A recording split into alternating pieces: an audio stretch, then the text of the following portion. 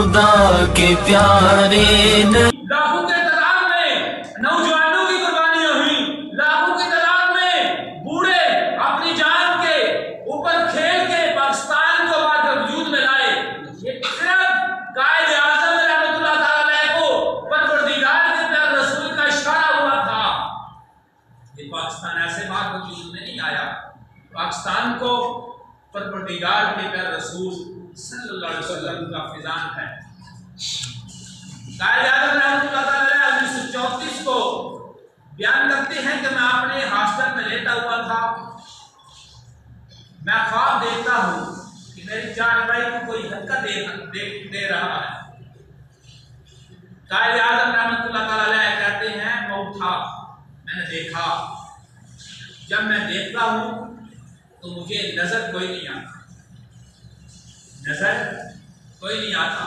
मैं फिर लेट जाता हूँ, आंख लग जाती है, फिर चारपाई को हरकत महसूस होती है, फिर मैं उठ के देखता हूँ तो क्या देखता हूँ कि कोई नहीं मेरी चारपाई को हरकत देख रहा।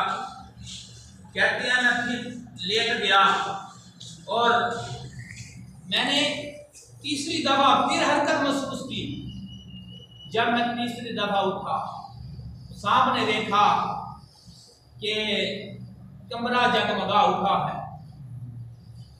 और सामने एक नूरानी चेहरा है, सामने एक नूरानी चेहरा है और कहते हैं जुल्फें भी बड़ी सोनी हैं, चेहरा भी बड़ा सोना है और आप मुस्करा रहे हैं।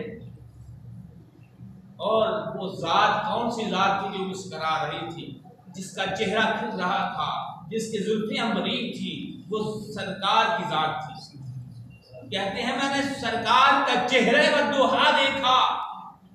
जब सरकार सामने देखे ना, मैं उठ के खड़ा हो गया अदब के साथ।